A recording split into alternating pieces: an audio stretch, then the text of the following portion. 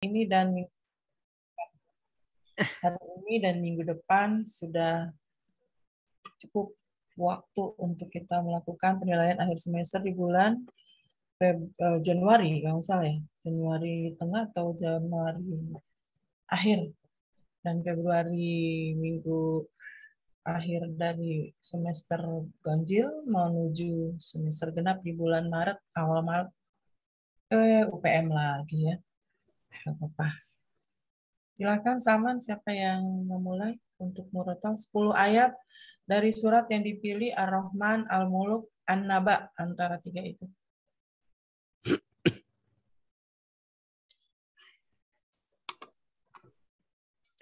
Baik, teman-teman ada yang berkenan?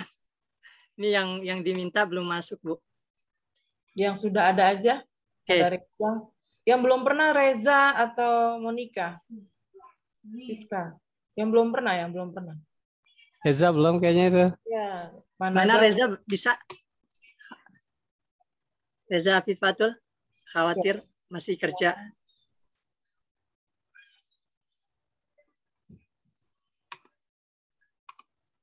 Siska Susanti.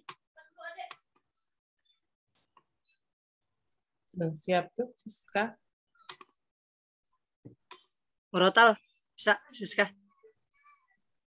Insyaallah siap, Bu. Oke, baik. Makasih, Siska. 10 ayat ya. 10 ayat surah Ar-Rahman ya? Ya, boleh.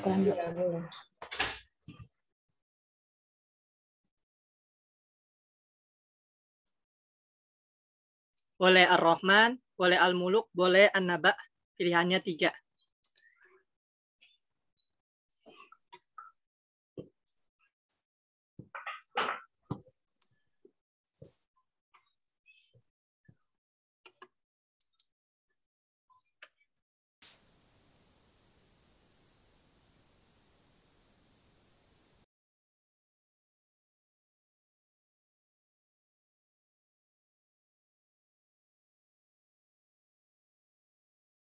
Ar-Rahman aja, Bu.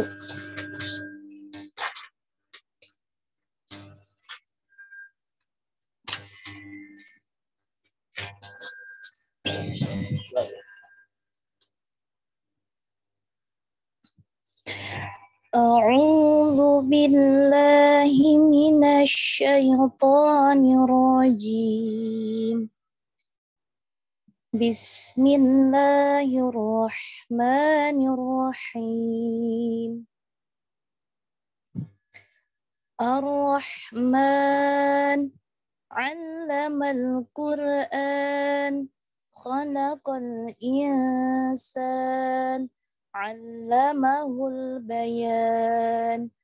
Asy-syamsu wal qamaru bihusban, wan najmu wasyajaru yasjudan, was-samaa'a rafa'aha wa wada'al mizan alla tatghaw fil mizan wa aqimul wazna bil qisti wa la tukhsirul mizan wal arda wada'aha lil anam. Sadaqallahul azim. Sadaqallahul azim. Allahumma arhamna bil Qur'an. Insyaallah, Siska. Kamu pernah baca ya kemarin? Iya, Bu, pernah. Ya, udah pernah. Gak ada yang salah. Tartil sekali bacaannya, bagus, dan tidak ada yang salah. Tajwidnya, ikhfa'nya benar, semua bagus. Yang bagus kita bisa tiru ya. Semua tetap memperbaiki bacaan kita karena hukumnya fardhu ain. Makasih Siska. Sama, Bu. Juga teman-teman yang lain yang menyimak, semoga Allah memberikan kasih sayangnya kepada kita dengan memudahkan aktivitas kita dalam bekerja, kuliah, dan lain-lain. Amin ya rabbal alamin. Allahumma arhamna bil Qur'an. Oke, terima kasih sekali lagi dan silakan Salman. Sebelum masuk ke materi, saya sudah menyimak recording yang lalu. Tapi belum hadir ya, belum join yang Dahria yang baca itu ya. Belum ya. Nanti recording ini bisa beliau dengarkan. Yang pertama huruf zal. Ija bukan ija. Idza waqa'atil, idza bukan ija wa. Itu dia huruf zal. Zal, zaija. Beda tuh. Zal, zaija. Idza ja. Nah, idza. Jadi dia nyebutnya ija gitu. Kemudian mas'amah bukan ain di situ. Mas'amah. Bukan mas'amah, mas'amah alif.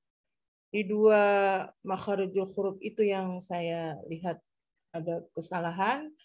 Nanti beliau mendengarkan recording ini dan kita semua juga harus terus mau di murojaah, termasuk siapa sajalah ya, ayat-ayat Quran itu harus benar bacaannya, makharijul hurufnya harus benar. Antara jim, zal, za itu bunyinya beda. Alif, a, ain, a, keluar hurufnya itu jelas banget ya, a, gitu. Kemudian saya juga menganalisis soal media pembelajaran yang kemarin Anda bahas ya. Itu kalau nggak ada saya, sedikit sekali yang diskusi itu. Udah banyak loss learning-nya ya Pak Naga ya. Kenapa begitu? Ya ampun. Nggak ada Bu Maul, jadi kan di recording tuh kelihatan. Ya, ada loss learning, nggak apa-apa. Saya coba menyimak, terus kemudian intinya adalah terutama di Pak Budi Chandra nih yang menanyakan tentang apakah ada pengaruh digunakannya media yang 3. Kan media pembelajaran itu ada yang auditif, ada yang visual, ada yang audio visual gitu ya. Bahkan ada media pembelajaran yang gerak dan non gerak, ada media pembelajaran yang cetak, ada yang non cetak gitu ya. Apakah ini berpengaruh terhadap gaya belajar? Jawabannya iya, betul tuh Ibu Ayu kemarin, Ibu Ayu Dianingrum ya, apa Ibu Monika Fitri kemarin tuh. Beliau betul, Bu Ayu benar ya. Beliau betul menjelaskan bahwa di situ ada pengaruhnya. Ternyata saya ingat bahwa apa yang diucapkan Pak Budi Chandra itu akan jadi judul skripsi tuh. Dicatat tuh. Ada recordingnya coba. Jadi dia ingin melihat nantinya dalam sebuah research skripsi katakan begitu atau jurnal pengaruh pemanfaatan media pembelajaran terhadap gaya belajar peserta didik. Tuh. Pengaruh pemanfaatan media pembelajaran terhadap gaya belajar peserta didik. Konstruk teori yang dibangun media pembelajaran. Nanti dibatasin, kan kalau skripsi itu ada pembatasan masalah. Banyak nih masalah di media pembelajaran ini nih. Kenapa? Karena guru tidak optimal memanfaatkan media pembelajaran itu. Bagus sebuah riset ini diteliti di sekolah, nanti banyak sekali media-media pembelajaran yang ada tapi tidak termanfaatkan oleh guru. Apa faktor penyebabnya? Ya kan? Bisa jadi kurang skill, kurang biaya. Kalau materinya Bu Ayu kemarin itu ada cost, ya. Salah satu yang harus dipertimbangkan digunakannya media pembelajaran adalah cost, biaya. Ada cost media yang besar itu video pembelajaran berbasis digital, itu mahal tuh cost-nya.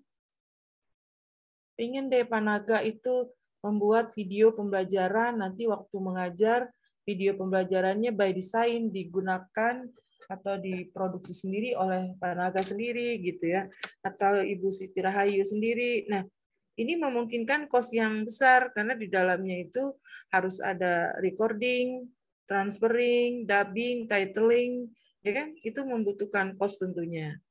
Nah, apalagi yang harus dipertimbangkan dalam pemilihan media? Itu kemarin terakhir itu novelty. Novelty itu kebaruan. Novelty itu artinya kebaruan. Ada media yang sudah lama yang sudah tidak cocok dengan masanya, ya udah nggak perlu lagi digunakan. Gunakanlah media-media yang memang ada novelty-nya, ada kebaruannya.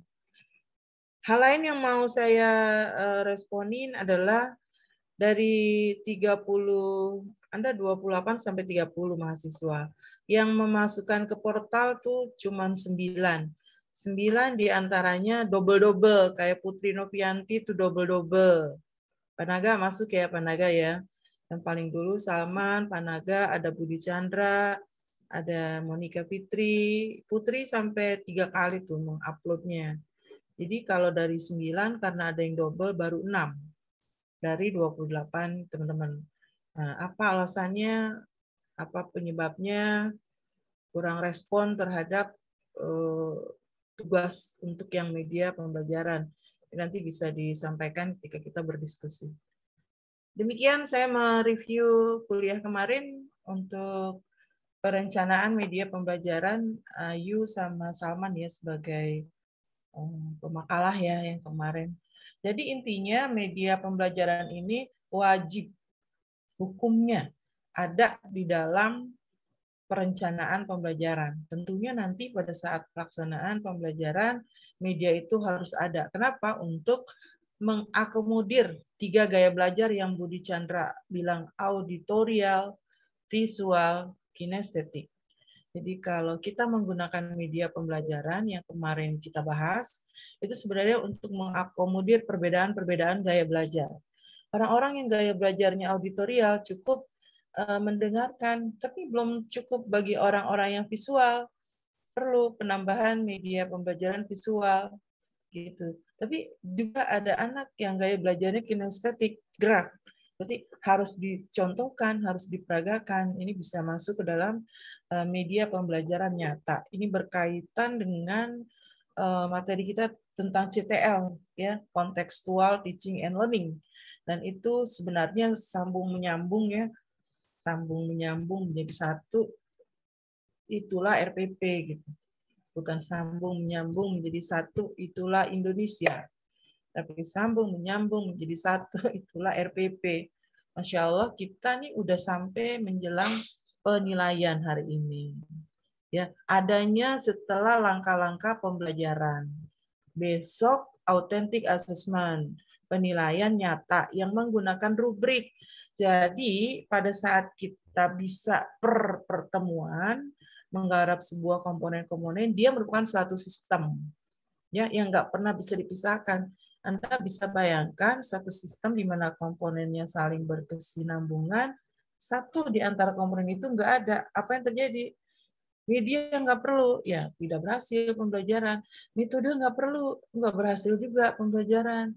Evaluasi yang saat ini yang mau Anda bahas, nggak perlu deh kayaknya, nggak bisa juga. Nanti kita lihat kira-kira evaluasi atau penilaian yang kita rencanakan ini kepentingannya apa. Di dalam perencanaan pun kita harus memikirkan penilaian. Ingat siklus yang pernah saya sampaikan, siklus searah jarum jam itu ada perencanaan, ada pelaksanaan, ada penilaian, dan revisi. Gitu ya. Perencanaan, pelaksanaan, penilaian, revisi, balik lagi ke perencanaan. Kita gini, menikah itu kan menyatukan. Oke, terima kasih sudah menyimak apa yang saya review pada materi media pembelajaran yang lalu. Ada pertanyaan sebelum ke perencanaan penilaian hari ini? Ada yang belum paham? Maaf Ibu, untuk Baik. media yang novelty itu, yang pembaharuan, itu apakah ada skala waktunya Bu? Maksudnya yang 10 tahun ke belakang itu yang dikatakan udah usang gitu, atau bagaimana Bu? Misalnya apa? Anda mau menyontohkan harus ada novelty-nya. Misalnya apa? Yang udah usang itu. Mapping. Peta. Dulu Iya, Dulu tuh, dulu ada peta ya. ya, zaman saya tuh dulu ada namanya peta buta. Udah peta buta lagi kan, semakin nyasar kita. Kalau kita pergi ke satu daerah ya, ke Medan, kemana, kita bawa peta selebar-lebarnya gitu tuh. Kalau kita mau nyebrang dari Jakarta di Merak, kita dikasih peta lebar sekali gitu oleh bagian di penyeberangan. Anda mau kemana? Ke Lampung nih arahnya gitu. Itu kalau media itu kita pakai sekarang udah nggak novelty lagi. Sekarang apa petanya? Digital, Bu. Digital, mapping. Orang udah ada Sherlock, nggak akan nyasar deh. Tapi tetap membutuhkan analisa kita sebagai orang yang mencari alamat gitu. Kalau pakai peta udah nggak kepake lagi tuh, udah nggak cocok, udah nggak zamannya gitu. Semua tersimpan peta itu di dalam Google Map. Tinggal buka, bahkan diarahin kan 2 kilo lagi gitu. Belok ke kiri, hati-hati. Kadang lambat mengasih instruksinya, kita udah belok disuruh masih lurus gitu kan. Nah itu tuh harus benar-benar kita amati. Itu yang disebut dengan novelty. Ada lagi? Bu, maaf, tapi sewaktu-waktu itu penting nggak sih, Bu? Kayak maaf ya, kayak Globe, ya kan? Kalau sekarang kan udah main Google Earth, kita mau kemana-mana udah di Google gitu. Tapi kalau kita masih pakai Globe itu tuh, itu maksudnya masih cocok nggak sih? Mungkin ada kepentingan lain gitu, buat hal yang lain. Kalau di daerah yang sulit dengan sinyal, itu tidak ada masalah. Iya, dia masih butuh gambar, cetak, kan ada media cetak, ada media non cetak. Media cetak map-nya tadi ditempel biasanya di tempat-tempat ruangan tertentu ya, dia bisa menunjuk gitu.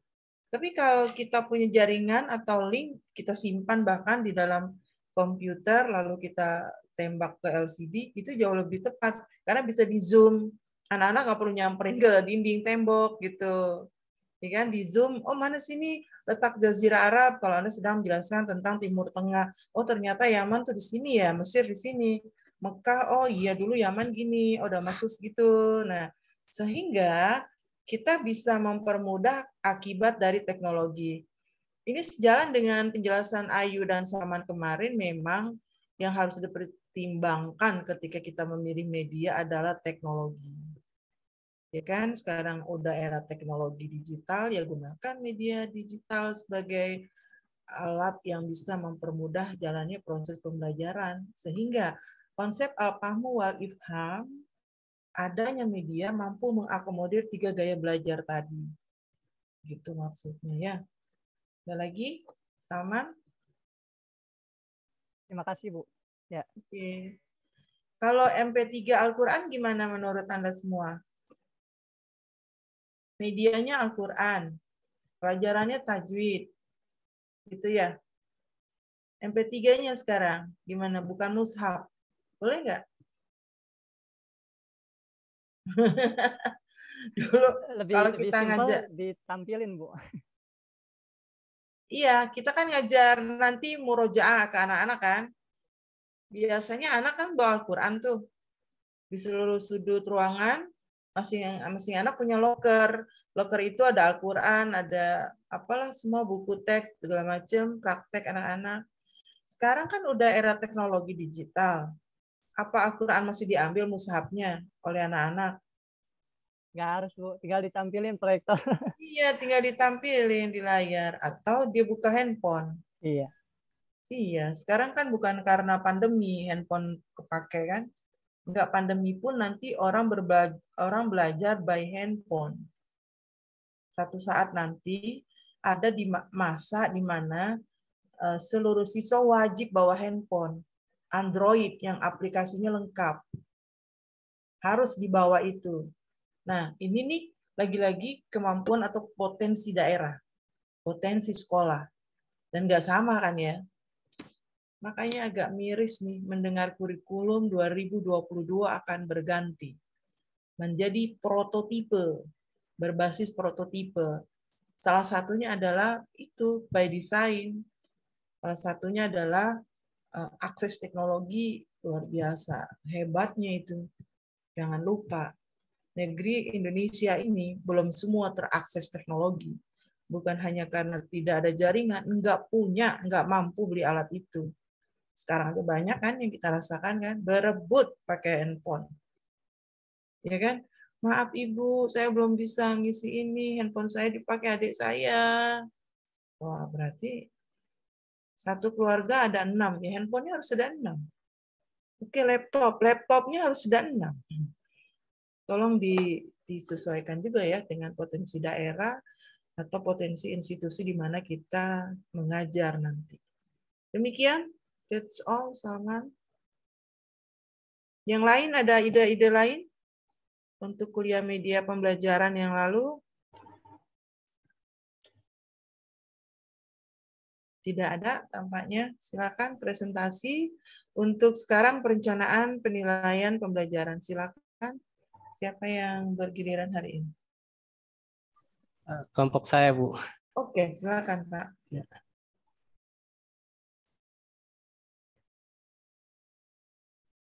Baik, langsung aja, Bu ya. Silakan. Ya, bismillahirrahmanirrahim.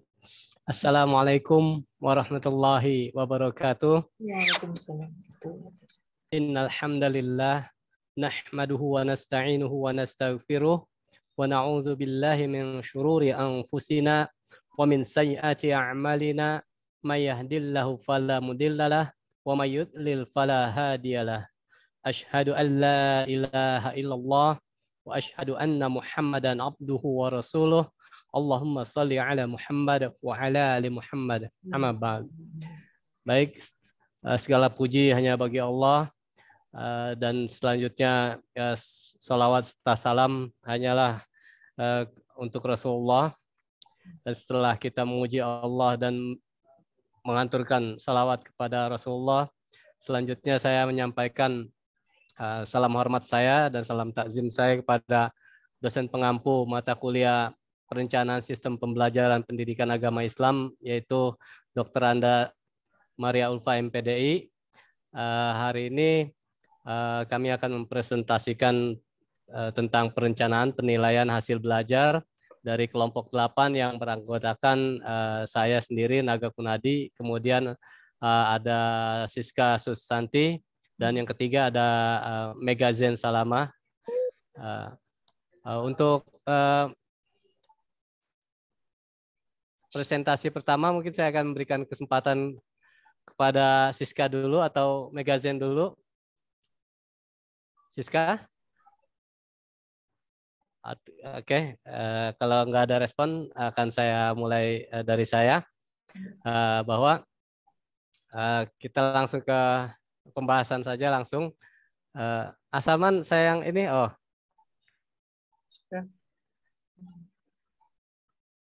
baik. Langsung saja kepada pembahasan, bahwa yang pertama adalah tentang pengertian penilaian hasil belajar. Di sini penilaian itu saya definisikan dari yang saya baca adalah penilaian merupakan serangkaian kegiatan untuk memperoleh, menganalisis, dan menafsirkan data tentang proses dan hasil belajar peserta didik yang dilakukan secara sistematis dan berkesinambungan sehingga menjadi informasi yang bermakna dalam pengambilan keputusan. Dan kemudian penilaian hasil belajar yaitu proses pengumpulan informasi atau bukti tentang pencapaian pembelajaran peserta didik dalam ranah sikap yaitu spiritual dan sosial, pengetahuan dan keterampilan dilakukan secara terencana dan sistematis selama dan atau setelah proses belajar suatu kompetensi, 1 semester, 1 tahun, untuk suatu muatan atau mata pelajaran, dan untuk penyelesaian pendidikan pada suatu satuan pendidikan. Dan kemudian slide kedua yaitu tentang jenis-jenis hasil belajar, bahwa berdasarkan peraturan pemerintah tahun nomor 19 tahun 2005 tentang standar pendidikan nasional dan Permendiknas nomor 20 tahun 2007 tentang standar penilaian pendidikan, jenis penilaian dan bentuk pengadministrasiannya diuraikan sebagai berikut, yaitu ada ulangan harian, ada UTS, ada UAS, ada ujian kenaikan kelas, ada ujian sekolah, dan ada ujian nasional. Di situ ujian harian adalah ulangan harian adalah kegiatan yang dilakukan secara periodik untuk mengukur proses pencapaian kompetensi peserta didik setelah penyelesaian satu kompetensi dasar atau lebih dalam proses pembelajaran. Kemudian ulangan tengah semester atau UTS, yaitu ulangan atau kegiatan yang dilakukan oleh pendidik untuk mengukur pencapaian kompetensi peserta didik setelah melaksanakan 8 sampai 9 minggu kegiatan pembelajaran. Kemudian yang ketiga ada ulangan akhir semester, yaitu kegiatan yang dilakukan untuk menilai pencapaian kompetensi peserta didik di akhir semester ganjil. Cakupan materi meliputi indikator-indikator yang merepresentasikan semua standar kompetensi pada semester tersebut. Kemudian ada ulangan kenaikan kelas, yaitu kegiatan yang dilakukan oleh pendidik di akhir semester genap untuk mengukur pencapaian kompetensi peserta didik di akhir semester genap. Cakupan materi meliputi indikator-indikator yang merepresentasikan kompetensi inti pada tahun tersebut dengan mengutamakan materi yang dipelajari pada semester genap. Kemudian ada ujian sekolah, yaitu kegiatan penilaian pencapaian kompetensi peserta didik yang dilakukan oleh satuan pendidikan untuk memperoleh pengakuan atas prestasi belajar peserta didik dan merupakan salah satu syarat kelulusan dari satuan pendidikan. Mata pelajaran yang diujikan adalah kelompok mata pelajaran ilmu pengetahuan dan teknologi yang tidak diujikan pada ujian nasional. Kelompok mata pelajaran agama dan akhlak mulia serta kelompok mata pelajaran kewarganegaraan dan kepribadian yang diatur dalam Permendiknas yang dikeluarkan oleh Depdiknas untuk tahun yang bersangkutan dan prosedur operasional standar atau pos ujian sekolah yang diterbitkan oleh BSNP. Kemudian yang terakhir adalah ujian nasional, yaitu kegiatan penilaian pencapaian kompetensi peserta didik yang dilakukan oleh pemerintah untuk memperoleh pengakuan atas prestasi belajar peserta didik dan merupakan salah satu syarat lulus dari satuan pendidikan. Pelaksanaan ujian nasional mengikuti Permendiknas yang dikeluarkan setiap tahun oleh Diknas dan prosedur operasional standar yang diterbitkan oleh BSNP. Kemudian yang ketiga itu adalah cara-cara menilai hasil belajar. Ya. Hal yang perlu diperhatikan dalam merancang penilaian yaitu sebagai berikut. Yang pertama, penilaian diarahkan untuk mengukur pencapaian kompetensi yaitu KD dan KI pada KI 1 dan KI 4. Yang kedua, penilaian menggunakan acuan kriteria yaitu berdasarkan apa yang bisa dilakukan peserta didik setelah mengikuti proses pembelajaran dan bukan untuk menentukan posisi seseorang terhadap kelompoknya. Ketiga, sistem yang direncanakan oleh sistem penilaian yang berkelanjutan. Sistem yang direncanakan adalah sistem penilaian yang berkelanjutan. Berkelanjutan dalam arti semua indikator ditagih, kemudian hasilnya dianalisis untuk menentukan KD yang telah dimiliki dan yang belum, serta untuk mengetahui kesulitan peserta didik. Kemudian yang keempat, hasil penilaian dianalisis untuk menentukan tindak lanjut. Yang kelima, tindak lanjut berupa proses pembelajaran. Berikutnya, program remedi bagi peserta didik yang mencapai kompetensinya di bawah ketuntasan. Dan program pengayaan bagi peserta didik yang telah memenuhi ketuntasan. Kemudian yang keenam, sistem penilaian harus disesuaikan dengan pengamatan belajar yang ditempuh dalam proses pembelajaran. Sekalipun tidak sama, namun pada dasarnya para pakar dalam bidang penilaian pendidikan merinci kegiatan penilaian ke dalam 6 langkah pokok, seperti yang di PPT, yaitu yang pertama itu adalah menyusun rencana, yaitu menyusun rencana hasil belajar sebelum penilaian hasil belajar dilaksanakan. Harus disusun lebih dulu perencanaannya secara baik dan matang. Perencanaan hasil belajar itu umumnya mencakup 6 jenis kegiatan, yaitu yang pertama merumuskan tujuan dilaksanakannya penilaian. Yang kedua, menetapkan aspek-aspek yang hendak dinilai di penilaian. Yang ketiga itu memilih dan menentukan teknik yang akan dipergunakan dalam melaksanakan penilaian. Kemudian yang keempat, menyusun alat-alat pengukur yang akan dipergunakan dalam pengukuran dan penilaian hasil belajar peserta didik. Yang kelima, menentukan tolak ukur, norma atau kriteria yang dijadikan pegangan atau patokan untuk memberikan interpretasi terhadap data hasil penilaian.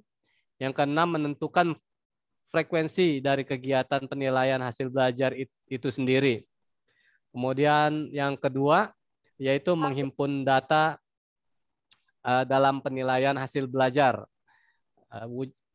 Wujud nyata dari kegiatan menghimpun data adalah melaksanakan pengukuran, misalnya dengan menyelenggarakan tes hasil belajar, atau melakukan pengamatan, wawancara, atau angket dengan menggunakan instrumen-instrumen tertentu berupa rating scale, checklist, interview guide, atau questionnaire. Kemudian yang ketiga, melakukan verifikasi data, yaitu data yang telah berhasil dihimpun harus disaring lebih dahulu sebelum diolah lebih lanjut. Proses penyaringan itu dikenal dengan istilah penelitian data atau verifikasi data. Verifikasi data dimaksudkan untuk dapat memisahkan data yang baik, yaitu data yang dapat memperjelas gambaran yang akan diperoleh mengenai diri individu atau sekelompok individu yang sedang di penilaian, dari data yang kurang baik, yaitu data yang akan mengaburkan gambaran yang akan diperoleh apabila data itu ikut serta diolah. Kemudian yang keempat adalah mengolah dan menganalisis data. Mengolah dan menganalisis data, penilaian dilakukan dengan maksud untuk memberikan makna terhadap data yang telah berhasil dihimpun dalam kegiatan penilaian.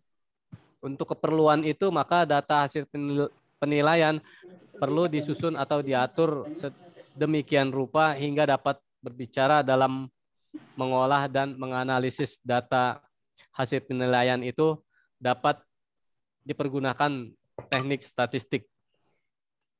Kemudian yang kelima, memberikan interpretasi dan menarik kesimpulan, penafsiran atau interpretasi terhadap data hasil penilaian belajar pada hakikatnya adalah merupakan verbalisasi dari makna yang terkandung dalam data yang telah mengalami pengolahan dan penganalisaan itu. Atas dasar interpretasi terhadap data hasil penilaian itu pada akhirnya dapat dikemukakan kesimpulan-kesimpulan tertentu. Kesimpulan-kesimpulan hasil penilaian itu sudah barang tentu mengacu kepada tujuan dilakukannya penilaian itu sendiri. Kemudian keenam, tindak lanjut hasil penelitian. Bertitik tolak dari data hasil penilaian yang telah disusun, diatur, diolah, dianalisis, dan disimpulkan sehingga dapat diketahui apa makna yang terkandung di dalamnya, maka pada akhirnya evaluator akan mengambil keputusan atau merumuskan kebijakan-kebijakan yang dipandang perlu sebagai tindak lanjut dari kegiatan penilaian tersebut. Langkah-langkah yang di antara langkah-langkah di atas, berikut akan dijabarkan beberapa langkah penting dalam pelaksanaan penilaian, yaitu pertama, penetapan indikator pencapaian kompetensi. Kedua, pemetaan standar kompetensi dan kompetensi dasar. Ketiga, contoh alat penilaian dan penskoran dalam penilaian. Dan yang keempat adalah interpretasi hasil penilaian dalam menetapkan ketuntasan. Kemudian pembahasan yang keempat yaitu contoh hasil belajar. Di slide selanjutnya. Contoh hasil belajar banyak sekali, tapi saya hanya mengambil 2 sampel untuk ditampilkan di sini, bahwa di dalam silabus tentunya telah ditentukan jenis penilaian. Penilaian pencapaian kompetensi dasar peserta didik dilakukan berdasarkan indikator. Penilaian sikap dilakukan dengan pengamatan, penilaian diri, dan melalui jurnal atau catatan pendidik. Untuk menilai pengetahuan dilakukan dengan tes, baik tes itu tes tulis maupun secara lisan, atau penugasan dan observasi tentang diskusi dan tanya jawab juga digunakan. Sedangkan untuk menilai keterampilan dilakukan melalui kinerja praktik, portofolio, proyek, dan produk. Oleh karena itu, pada setiap pembelajaran peserta didik didorong untuk menghasilkan karya. Maka penyajian portofolio merupakan cara penilaian yang harus dilakukan untuk jenjang pendidikan dasar dan menengah. Teknik dan instrumen yang digunakan untuk penilaian kompetensi sikap, pengetahuan, dan keterampilan diuraikan sebagai berikut. Nah, ini contoh format dari penilaian sikap. Rubrik ini ya. Lengkap Itu ya. sekali. Kemudian yang slide terakhir adalah tentang contoh hasil belajar untuk penilaian kompetensi pengetahuan. Ya. Mungkin itu dari saya yang bisa saya presentasikan, Bu. Sebenarnya masih ada beberapa. Sepertinya saya hanya mengambil 2 aja contohnya, Bu. Ini lengkap benar nih Pak, udah sampai ke rubrik, artinya udah ke authentic assessment. Materi ini sama nggak dengan 3 SKS di evaluasi dan tes? Beda ya? Apa kesamaan? Ada ya, ini kemarin kita udah belajar tentang evaluasi, perbedaan evaluasi, tes, terus asesmen. Kalau udah dipelajari itu kan kulitnya saja ya untuk yang mata kuliah 3 SKS di perencanaan ini. Yang jelas Bapak dalam hal ini sangat lengkap mempresentasikannya. Dan nampaknya Pak Naga udah mencoba membuat CTL tuh ya di banyak slide tuh. Terutama di slide 3 itu tuh CTL tuh. Slide 3. Nah, ini bagus nih kayak gini. Nanti teman-teman sekalian patut dicontoh nih Pak Naga, dan kita juga udah mulai melatihkannya ketika kita membuat CTL ya dalam bentuk mind mapping. Ini namanya mind mapping. Sekali kita melihat satu slide untuk jenis-jenis sesi belajar, ini nampaknya searah jarum jam terus ke sini gitu kan. Ini mind mapping. Peta pemikiran kita yang melihatnya tanpa mendengarkan penjelasan pun harusnya kita paham. Semua siswa akan begitu. Ya, sudah terpetakan mainnya gitu loh, pemikirannya. Dan ini juga salah satu media ya, media visual nih, yang memperjelas setiap penjelasan. Oke Pak Naga, terima kasih, sangat lengkap, sangat baik. Patut dicontoh teman-teman yang lain. Beginilah kalau kita mengajar nantinya. Saya mau coba yang kedua, silakan Siska. Yang sudah dijelaskan nggak usah. Siska, satu lagi, siapa Mega ya? Ya, Mega. Oke, silakan. Siapa yang udah siap, share screen. Yang sudah dijelaskan, nggak usah dijelaskan.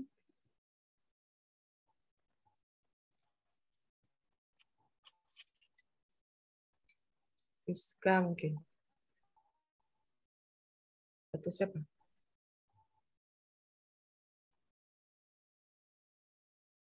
Siska sedang mengoperasikan?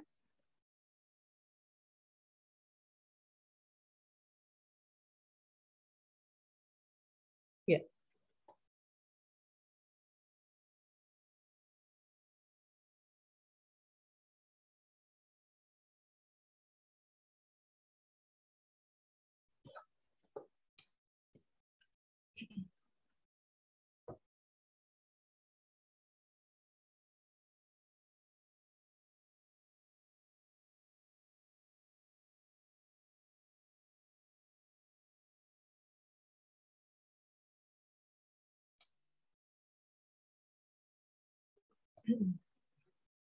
Belum ya, Salman? Oke. Ini PPT-nya siapa?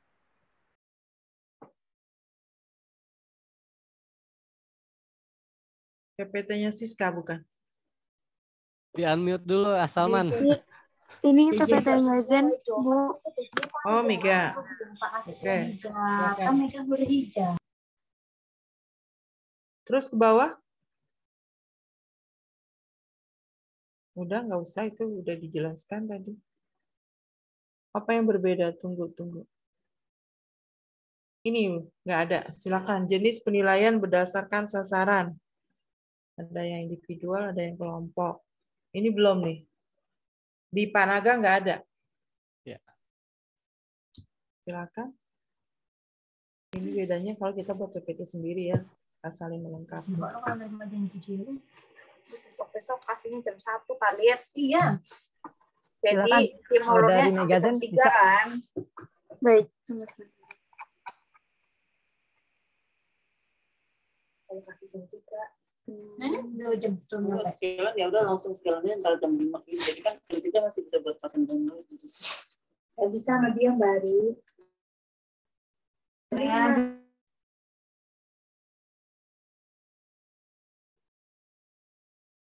Sambil kerja mungkin.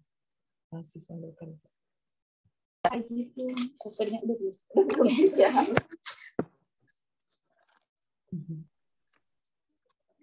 Janji aja bisa seminggu cancel ulang janji cancel.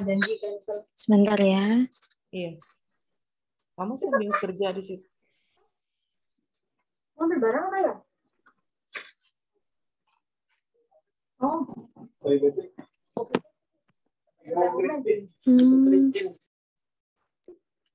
Siapa Pak? Tapi yang kamu baca tadi Gimana Megazen kesulitan? Kalau kesulitan nanti berarti Siska Ya, dulu. nampaknya dia sibuk. Masih sibuk. Iya, maaf sebentar ya. Saya lagi rame.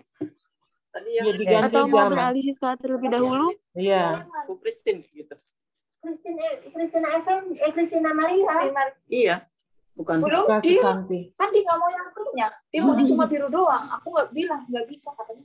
Saya udah lama banget tuh yang biru doang. Oke Siska, sebentar. Aktif lagi. Udah kirim. Di mute tuh Zin. Megazin.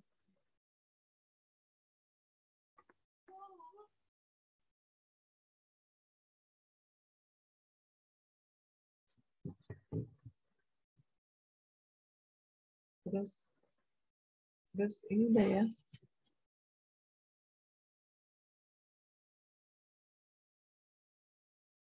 Terus udah. Masih ada lagi kah? Oh, kesimpulan. Oh, itu belum tuh contoh hasil belajar, iya, tentang sikap ya. Yang ini aja, yang D.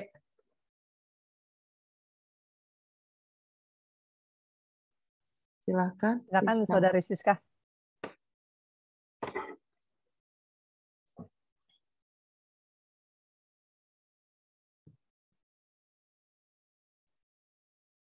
Aku sinyalnya agak dut-dutan gitu, Bu. Kameranya dimatikan aja. Off kamera kamu. Sebisanya aja coba. Connect ke ini, ke laptop. Ya, kameramu dimatikan, bisa kan?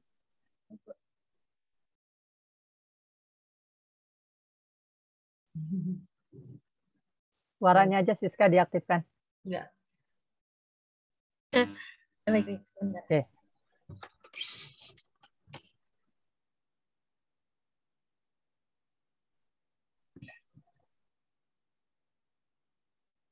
Mohon maklum ya, Bu.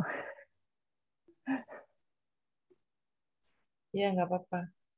Atau bacain aja, kelihatannya nggak bisa tuh sama. Ini aja nih, baca ini. Oke. Penilaian hasil belajar dalam bentuk sikap. Silakan. Sudah. Oh, udah, Siska. Assalamualaikum warahmatullahi wabarakatuh. Waalaikumsalam. Assalamualaikum warahmatullahi wabarakatuh. Alhamdulillah, pada kesempatan hari ini saya akan mempresentasikan pada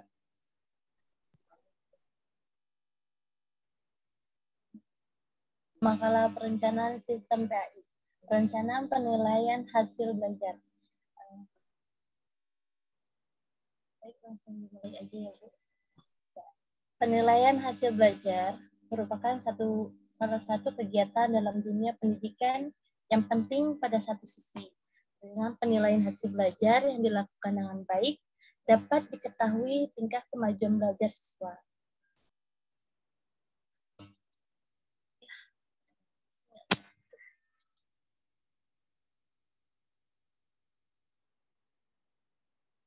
Dari contohnya aja, Bu. Langsung contohnya. Iya, langsung yang kamu buat itu. Yang sudah dibuat aja. Ini kan PPT-nya ini kan.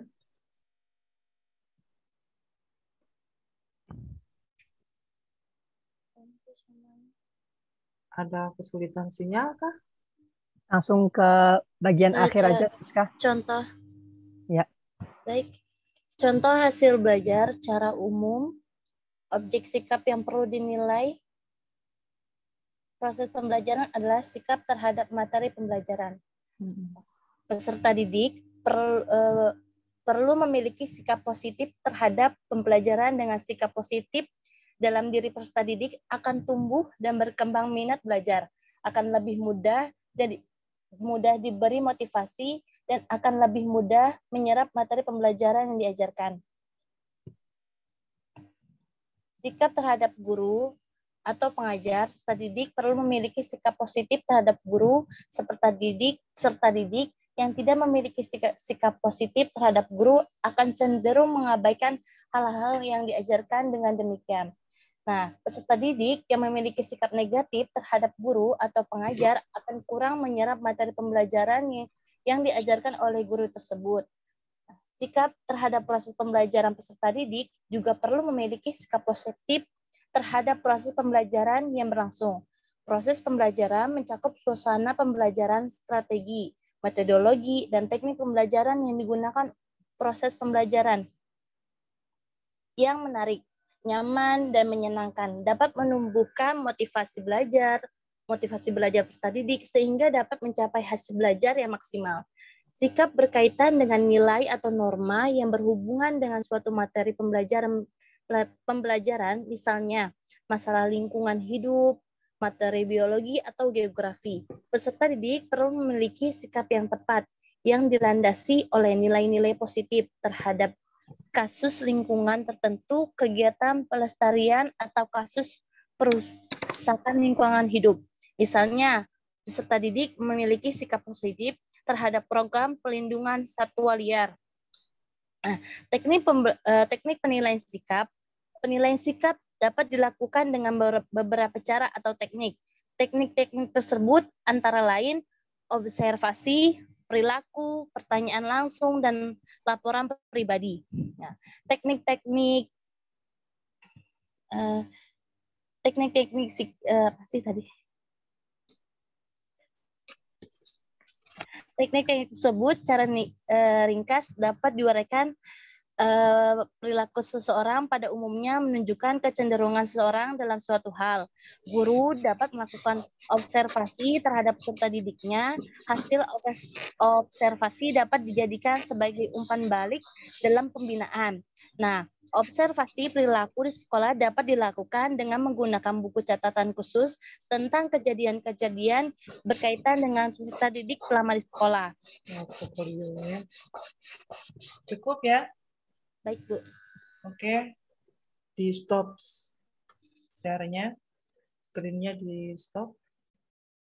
Silakan, ada tanggapan yang lengkap Pak Naga ya tadi. Untuk magazine jika terganggu, nggak usah. Silakan diberi tanggapan. Mungkin dari teman-teman ada yang mau disampaikan atau ditanyakan dari ketiga pemakalah kita dengan materi yang tadi disampaikan. Boleh. Silakan diaktifkan audionya.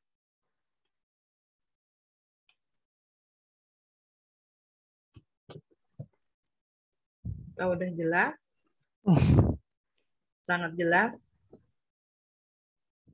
Mungkin sambil menunggu pertanyaan teman yang lain, sedikit mau sharing. Silakan. Bu, saya mau nanya, boleh Bu? Oke, silakan Saudara Boleh. Adi. Silakan. Nanya sama pemakalah nih Bu, pakai masker. Apa namanya, Bu?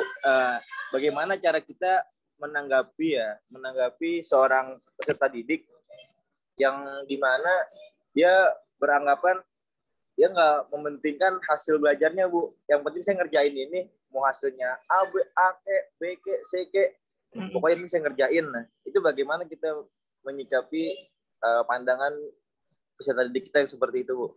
Terima kasih. Itu udah dijelaskan tadi oleh pemakalah. Silakan pemakalah dulu, baru saya nanti.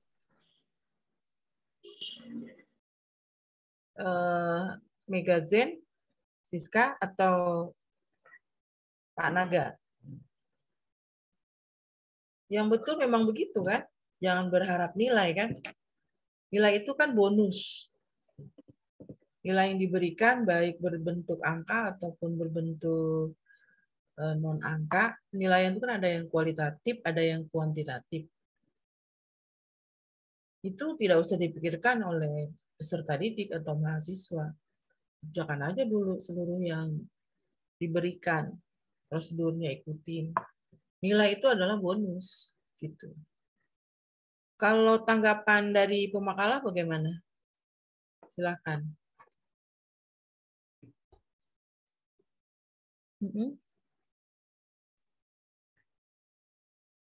Gimana, Saudari Siska? Kita bisa memberikan tanggapan dulu? Maaf, pertanyaannya bisa diulangi? Ya. Silakan Adi. Cek lu. Ya, untuk Saudara Megazen, Siska, dan Saudara Naga Kunadi, ini banyak kasus di lingkungan sekolah khusus ya, dan lingkungan pendidikan lainnya, ya termasuk kita sendiri nih, ya kan, kita beranggapan bahwasanya kita nggak mentingin kayak mau nanti nilainya A, B, C, atau E, kita nggak mentingin nilai. Yang penting saya ngerjain, mau benar kayak mau salah, yang penting saya ngerjain. Nah, sedangkan kan kita sebagai pendidik, kita pengen mereka semua mempunyai hasil yang maksimal, ya kan, biar bisa apa yang seperti kita ajarkan. Cuman pada dasarnya pas ketika dites dan segala macam, hasil belajarnya, ya Pak, silakan Pak. Ya malah beranggapan malah menyepelekan, dalam artian ya makasih ya, menyepelekannya gini, ya udah yang penting saya ngerjain gitu, mau nilainya A, B, C gitu, paham nggak? Paham lah. Pengalaman kayaknya ya. Iya Bu. Pak Adi Nur Rahman kayaknya pengalaman ini. Kayaknya merata untuk yang anak sore. Iya, pengalaman dan nggak penting deh nilai, yang penting bisa gitu kan. Semuanya penting sih, semuanya penting.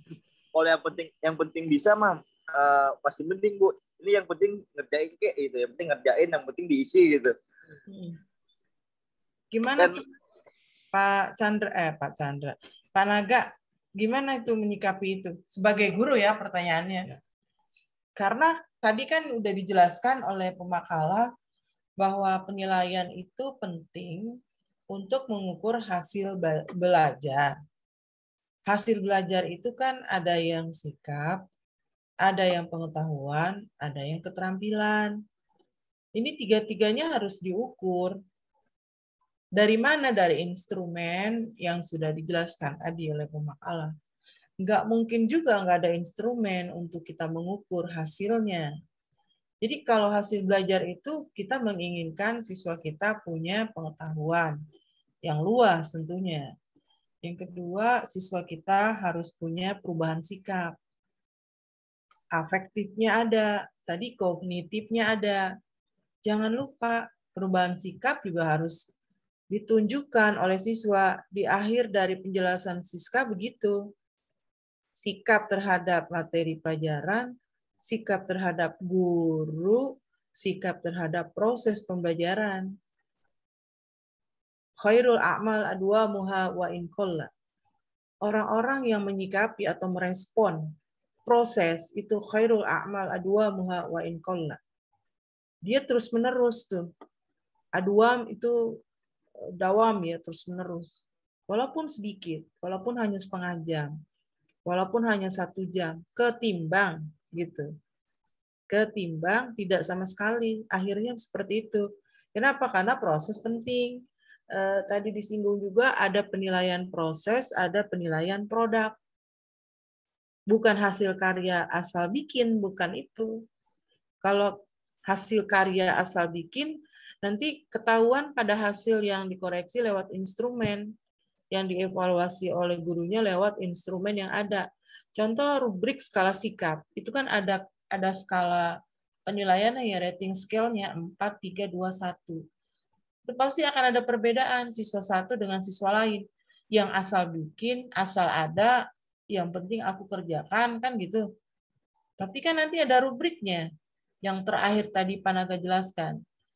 4 sangat baik, 3 baik, 2 cukup, 1 kurang. Pada siswa yang membuat asal buat, soal nilai terserah deh mau 90, mau 80, itu enggak terlalu penting buat siswa itu. Tapi jangan lupa bahwa tugas yang diberikan itu nanti kan akan terlihat pada rubriknya, pada hasilnya. Ya. Toh nanti dalam dunia kerja kalau sikap begini muncul, akan muncul juga di dunia kerja.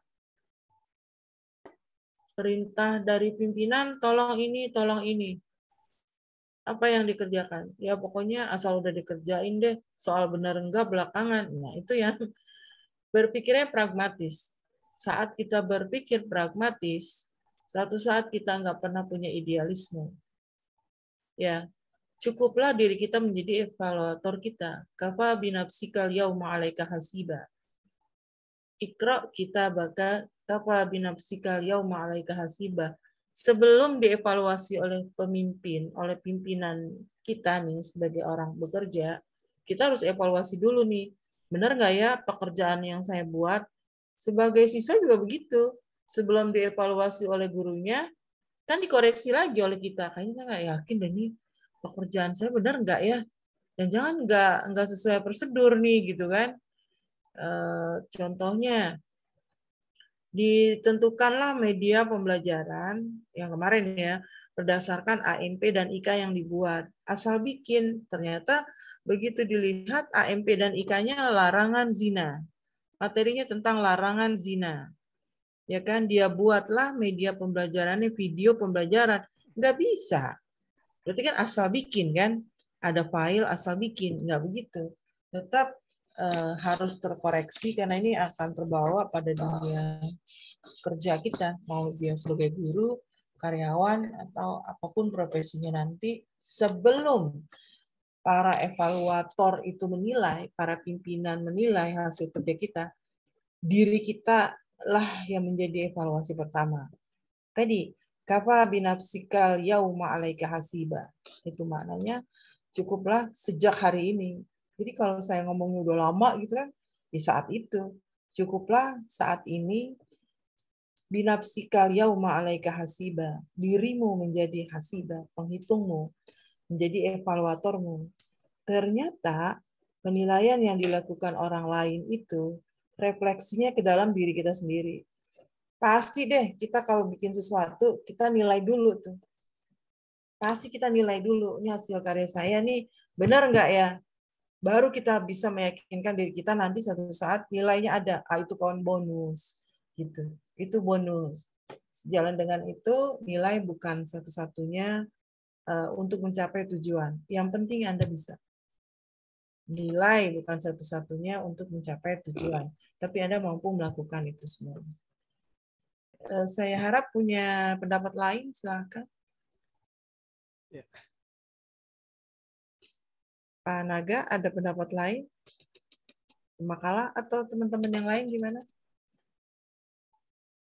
Gimana teman-teman yang lain? Siska atau Megazen? Megazen lagi sibuk tuh, lihat tuh. Masih. Bukan? Dia sedang tidak fokus, lagi melayani.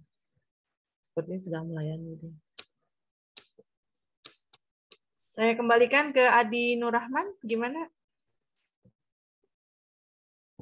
Mendengar nggak penjelasannya? Bagaimana Saudara Adi? Bisa diterima atau mungkin? Udah hilang. Iya, Bu. Oh, ada. Ada. Diterima. Oke. Kalau diterima, kita beralih ke yang lain. Satu pesan saya itu tadi, kafa binafsika Coba al-yawma apa Bu? alaika hasiba. Itu kan apa namanya Bu? Iya. Maaf, itu kan mungkin tanggapan Ibu ya yang sudah menjadi guru gitu. Barangkali teman-teman nih sebagai calon guru gitu kan, apakah punya pandangan lain gitu terhadap hal demikian?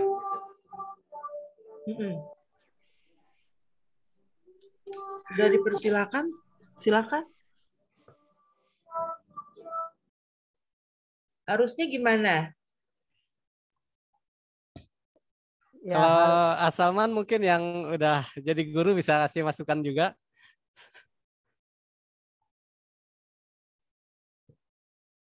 Boleh nambahin nggak, Bu? Nah, silakan. Bebas.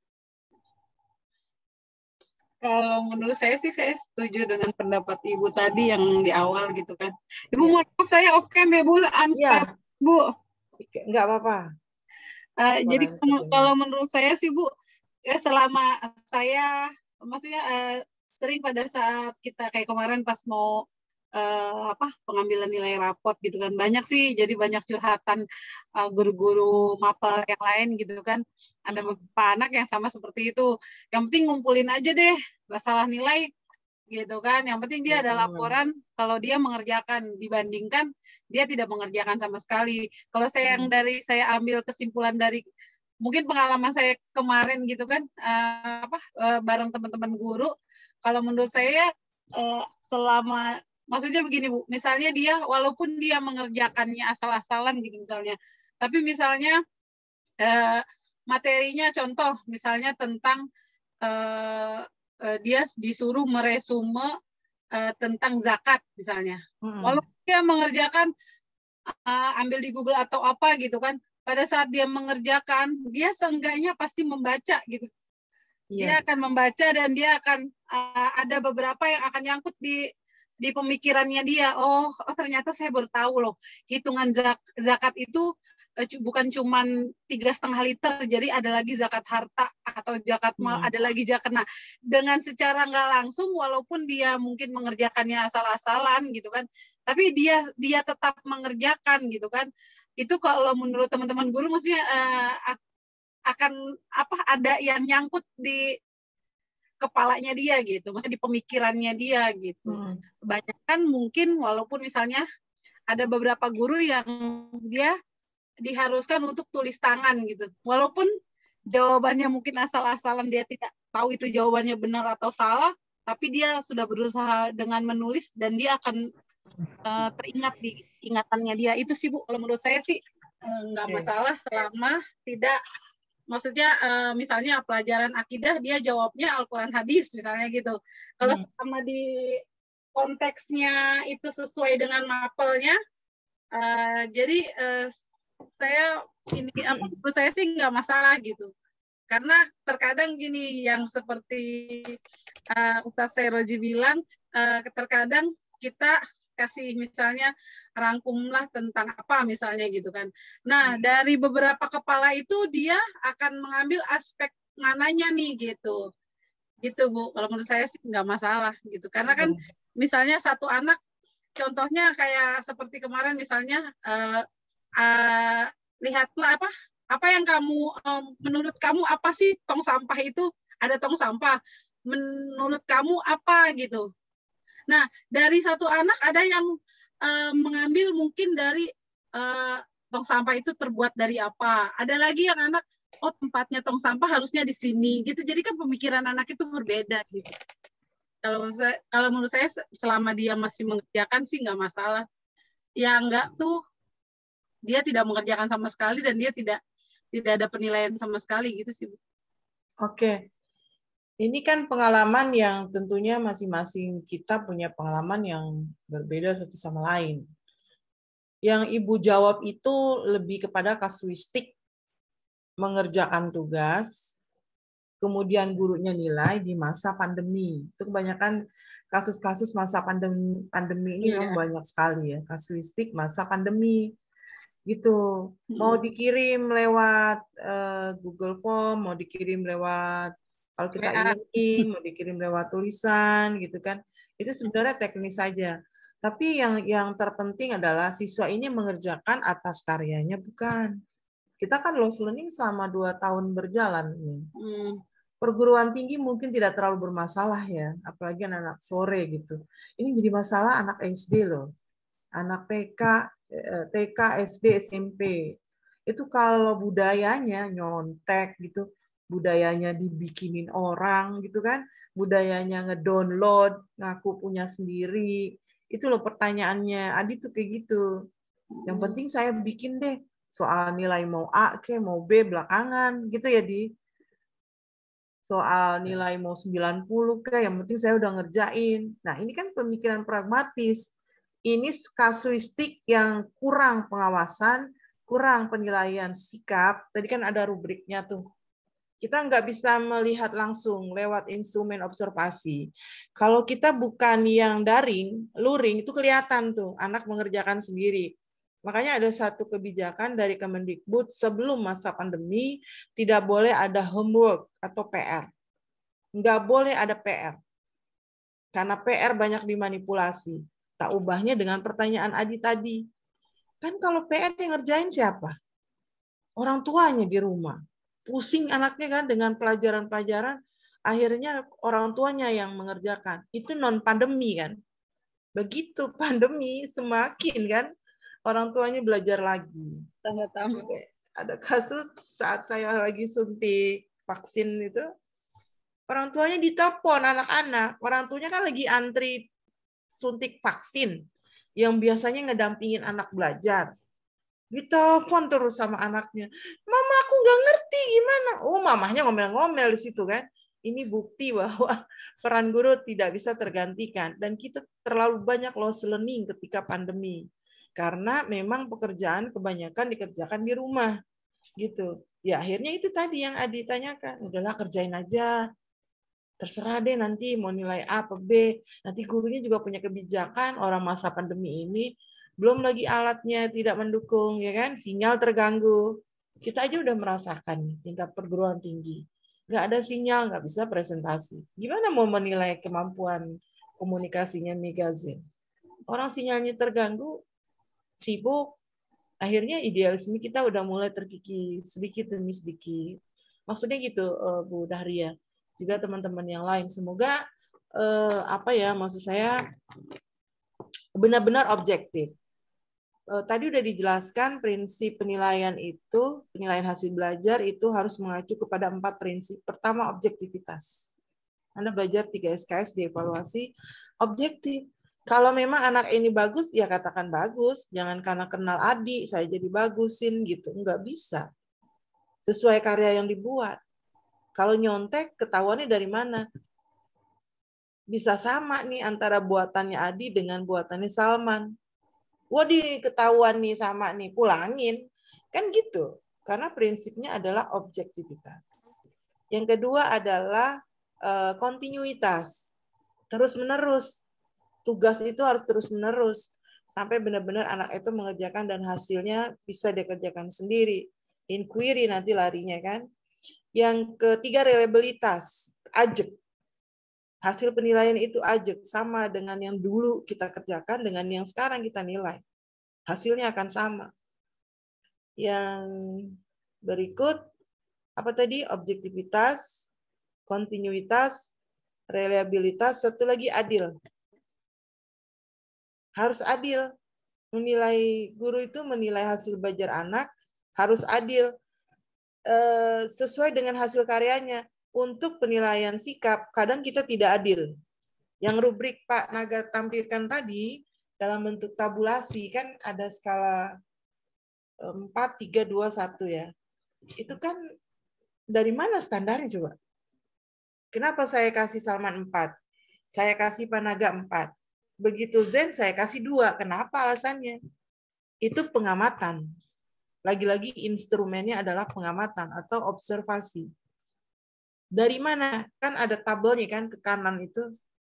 Cara berkomunikasinya, dedikasinya, gitu kan, cara merespon pelajarannya, sampai akhirnya kita inginkan berapa yang ingin kita amati. Itu penilaian sikap. Jika penilaian sikap itu dikatakan tidak objektif, Nah, disinilah peran guru untuk benar-benar menilai sesuai dengan yang dihadapi saat itu. Terkadang nggak bisa tuh dihindari. Oh ya, ini rajin, yang lain juga rajin gitu. Tapi kan dia nggak bisa sesama rajin, tapi nggak bisa dia menjawab. Perbedaannya di mana? Oh, berarti tingkat pengetahuannya, tingkat wawasannya dalam menjawab. Itu harus benar-benar kembali kepada prinsip objektivitas, kontinuitas, reliabilitas, satu lagi adil atau validitas sah. Sah dilakukan, benar dilakukan. Alat tesnya benar, cara mengerjakannya benar, men-scoring nilainya pun benar. Ini banyak kasus nih di dalam ujian nasional. Makanya ujian nasional dihapus oleh Menteri Pendidikan dan Kebudayaan karena banyak kebohongan di situ. Ada tim independen lah yang diminta dari perguruan tinggi. Saya menjadi tim independen tes UN itu sampai 3 kali dalam satu lembaga. Ternyata itu dikondisikan. Jadi buat apa dilakukan sebuah penilaian bertaraf nasional untuk memetakan kompetensi masing-masing daerah. Padahal daerah itu kan punya potensi yang berbeda ya. Begitu nilai harus sama. Nggak adil juga, maka dihapuslah UN. Ya kan? Akhirnya dibuatlah ujian nasional berbasis komputer sesuai dengan satuan pendidikan masing-masing. Nah, itu kebocoran soal, kebocoran jawaban, ya kan? Dalam beberapa detik sebelum Anda ujian udah diberi, nggak tahu ya Anda pengalaman atau enggak. Saya sebagai tim independen merasa resah dengan keadaan gitu. Saya miris dan saya menyaksikan sendiri gitu. Jadi sebelum ada rekaman, sebelum ada video, itu tuh banyak sekali beberapa hal yang kita alami. Dan sulitnya kita untuk membuktikan data kalau kita mengatakan itu sebuah penyimpangan. Karena harus ada data. Bukti kuat kalau itu memang menyimpang. Saya kira itu, Adi, bagus pertanyaannya. Membuat kita berpikir keras gimana seobjektif mungkin menilai siswa yang memang karyanya bukan karya dia kan gitu. Kita bisa tahu karya dia atau bukan dari mana ya tetap harus memang objektif menilainya. Silakan yang lain ada masukan atau pertanyaan baru. Terima kasih Bu sebelumnya Bu. Ya silakan. Salman bisa menambahkan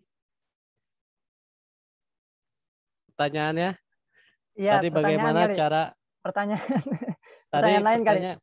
Oh ya. Iya, tadi udah cukup jelas cukup. Banget. Ya. Iya, pertanyaan lain. Mungkin pertanyaan lain ini ya, maaf tadi kembali lagi ke masa pandemi 2 tahun ini kan pasti orang tua pengen yang terbaik ke anak-anaknya gitu ya. Sehingga yang harusnya penilaian ini menjadi ukuran untuk peserta didik atau guru mendiagnosis kemampuan peserta didik itu kan menjadi bias gitu ya. Sulit gitu karena ya orang tua juga terlibat di dalamnya gitu. Nah itu bagaimana mungkin mensiasati terutama dari nilai pengetahuan gitu teman-teman.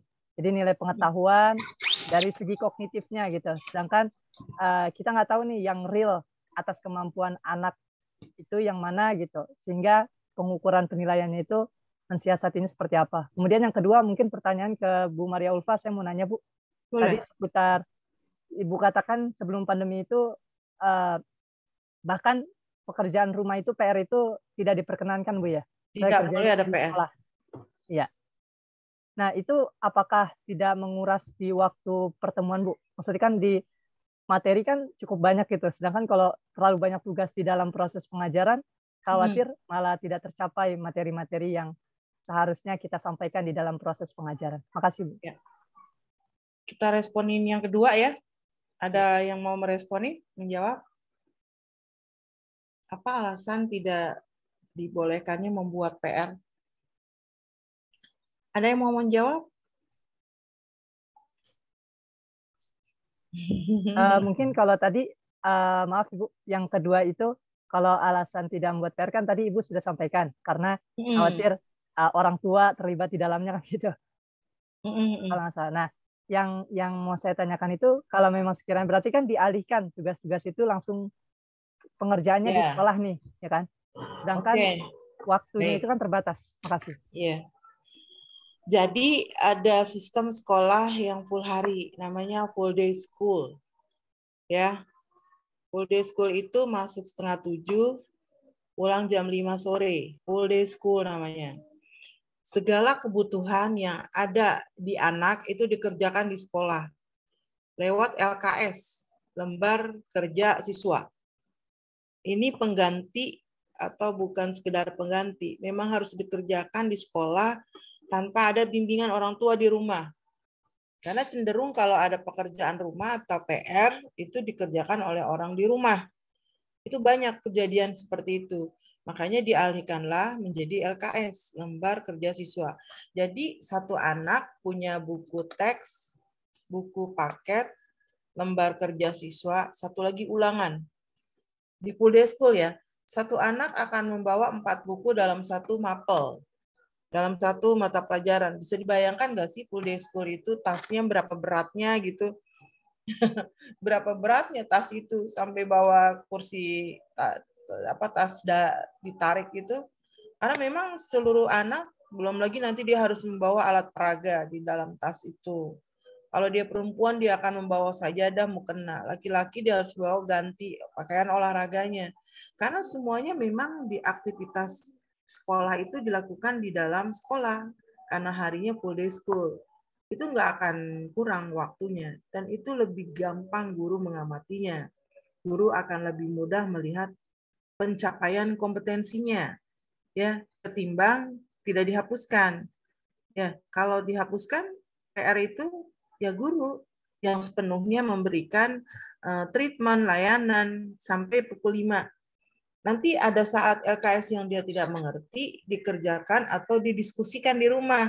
Inilah peran orang tua, pendamping. Orang tua itu pendamping. Kalau PR orang tua bukan pendamping. Tapi orang tua ngajarin, perannya seperti guru.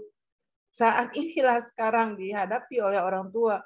Betapa sulitnya menghadapi anak SD yang nggak mengerti pelajaran. Orang tua ini juga kan nggak mengerti, dia hidup di zamannya. Anaknya hidup di zaman ini. Ya kan? Oh Didi, ya ampun, tanya aja guru kamu. Ibu nggak ngerti. Ibu nggak paham. Coba, akhirnya kan lost learning. Saat itu tidak pandemi, bisa diselesaikan di sekolah gitu. Orang tua di rumah berdiskusi dengan anaknya. Enggak berarti orang tua lepas tangan, tidak, tetap ada di situ. Cuma peran guru adalah menuntaskan. Ini namanya mastery learning. Mastery learning. Pembelajaran tuntas di mana seluruh aktivitas pekerjaan pembelajaran diselesaikan di sekolah sampai pukul sesuai dengan jamnya. Terus kalau nggak sesuai bagaimana? Ada namanya co-kurikuler. Co-kurikuler. Kita udah bahas waktu itu ya. Ada intrakurikuler, ada co-kurikuler, ada ekstrakurikuler. Bagi teman-teman yang punya lembaga pendidikan, intrakurikuler on schedule. Intrakurikuler on schedule. Sesuai jadwal. Sesuai jadwal. Makanya repot tuh ya di awal-awal tahun, setiap guru bersama kepala sekolah dan wakilnya merancang, membuat prota, membuat promes yang on schedule. Ini namanya intrakurikuler. Tapi ada juga yang namanya co-kurikuler. Tadi udah disebutkan oleh pemakalah ya, Pak Naga. Ada pengayaan, ada remedial. Gitu. Co-kurikuler berfungsi untuk remedial. Diulang. Diulang bagi yang nggak bisa. Bagi yang hasil pencapaian kompetensinya tidak tuntas, kalau kata Pak Naga, tidak mencapai ketuntasan minimal. Kan ada kriterianya tuh, KKM, kriteria ketuntasan minimal. Mengapa nggak tuntas? Karena tidak mencapai kompetensi yang diinginkan. Dari mana kita bisa tahu kompetensi yang diinginkan? Dari KD. Kompetensi dasar itu kan kita breakdown di IK. Nggak tercapai, kata Pak Naga itu. Akhirnya tidak sampai kepada penilaian yang kriterianya 75. Gimana hasil penilaian ini? Kebijakan yang diambil remedial. Banyak anak yang remedial. Terus yang pinter, yang bisa, yang selesai kompetensinya pengayaan. Kapan waktunya? Di co-kurikuler.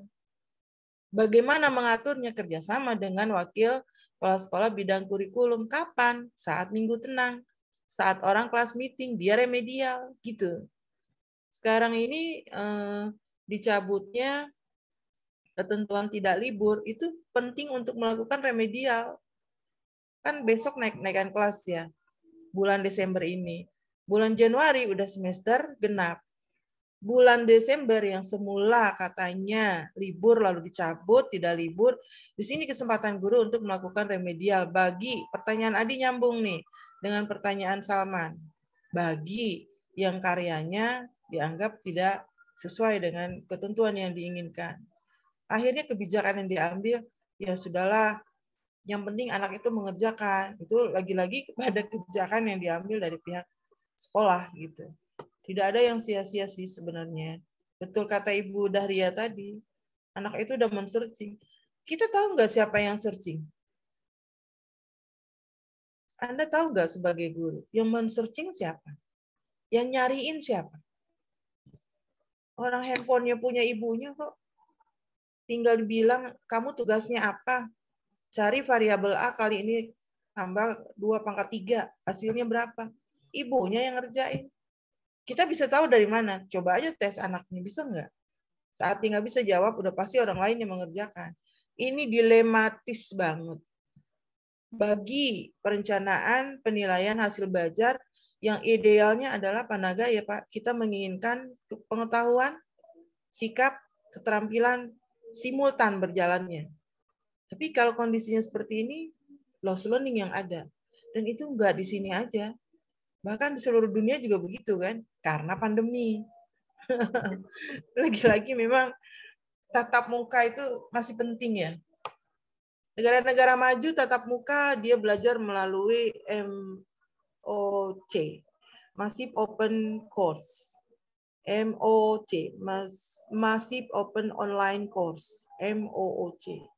Di negara-negara maju tanpa pandemi pun mereka udah menggunakan Massive Open Online Course. Massive Open Online Course. Dia udah biasa belajar teleconference. Iya, negara maju. Kita negara maju bukan. Kita negara yang mau berkembang, bukan maju. Bukan sedang berkembang, mau berkembang. Mau berkembang. Itu kata indeks Human Development Index. Human Development Index, HDI itu, kita di urutan ke 114, belum naik-naik. Berarti kan pengen berkembang, nggak ngembang-ngembang. Di 3 bidang tuh, indeks development, Human Development Index-nya. 1 bidang pendidikan, di 3 bidang di rate-nya gitu kan. Pendidikan, yang kedua kesehatan, yang ketiga ekonomi. Pendidikan, kesehatan, ekonomi. Pendidikan, carut-marutnya luar biasa kan. Apalagi ada pandemi, gitu. Kesehatan, aduh, Masya Allah. Ya kan? Ekonomi, ya sudah, ini sangat berdampak nih di 3 bidang ini. PHK di mana-mana, pekerjaan loss semua, ya kan? Akhirnya untuk membangkitkan lagi ekonomi rakyat harus pelan-pelan, gitu. Yang terlihat adalah kesenjangan itu memicu kadal fakru ayyakuna kufro. Kadal fakru ayyakuna kufro. Kufur kita akhirnya menyimpang dari segala, termasuk bidang-bidang pendidikan juga akhirnya banyak penyimpangan. Ini riset. Datanya ada.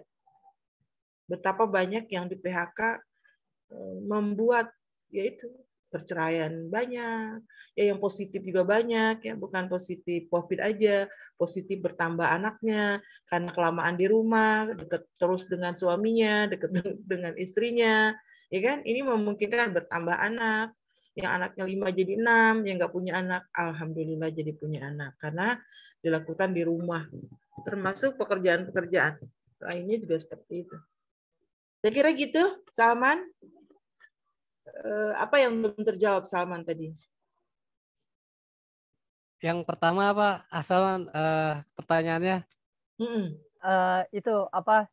Jadi mensiasatinya biar kita sebagai calon pendidik ini paham, dapat tetap mendiagnosis kemampuan peserta didik, terutama pengetahuannya. Karena kan kalau saat ini 2 tahun ini kan tercover sama orang tua, jadi kita juga pendidik agak bingung nih. dari penilaian-penilaian yang kita lakukan gitu. Kalau untuk jawaban yang kedua tadi sudah jelas ya. Dimain di kurikuler. Jadi waktu-waktunya bisa kita libatkan di situ. Di jenis-jenis penilaian Pak Naga ada diagnostik tes. Silakan Pak Naga jelasin. Ada diagnosis tes. Apa itu yang dimaksud dengan penilaian diagnostik?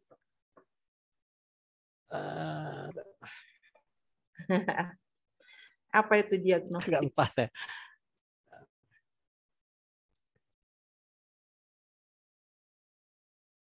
Ya. Diagnostik apa diagnostik? Diagnosa. Kalau dokter diagnosa apa? Ya. Untuk melakukan pemeriksaan ya. Menduga ya. Diagnosis itu menduga. Pemeriksaan, cari sebab-sebab. Makanya penilaian diagnostik itu penilaian yang dilakukan untuk mencari sebab-sebab kelemahan. Sebab-sebab kelemahan. Kelemahan siapa? Kelemahan peserta didik. Kelemahan peserta didik disebut dengan learning disability. Kelemahan itu bisa hambatan, kesulitan. Anak tuh kan punya banyak kesulitan ya dalam belajar ya. Dari tadi kita diskusi tentang itu. Kita mau menduga, kita mau mendiagnostik. Tesnya namanya diagnostik tes. Untuk mengukur, mengetahui sebab-sebab kelemahan, kesulitan peserta didik kita. Kesulitan peserta didik itu yang mana? Kesulitan apa? Yang pertama adalah dysgraphia. Kesulitan belajar atau learning disability, yang pertama dysgraphia. Yang kedua, disleksia. Yang ketiga, diskalkulia. Saya ulang. Tes diagnostik dilakukan untuk mengukur hambatan, kesulitan, ya sebab-sebab kesulitan anak dalam belajar. Hambatan-hambatannya, kenapa sih ini anak ini susah banget sih ngertinya, gitu kan. Lama banget sih responnya, lama banget bacanya. Kita tuh mau tahu kenapa begitu.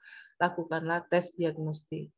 Kesulitan ini ada 3, 1 dysgraphia, 2 disleksia, yang ketiga diskalkulia. Dysgraphia kesulitan bagi anak menulis. Graffiti menulis tulisan. Ada nggak? Banyak. Apalagi digital. Orang ogah tulis, padahal menulis itu motorik halus. Coba deh. Tulisan Anda kenapa jelek? Karena nggak dilatih. Udah kayak apoteker nulis, udah kayak dokter nulis. Dokter nulis dibayar mahal. Kita guru tulisan jelek, anak nggak ngerti. Iya kan? Kalau dokter emang kudu jelek tulisannya, karena kalau cakep kelamaan, pasiennya nunggu protes yang sakitnya, emergency.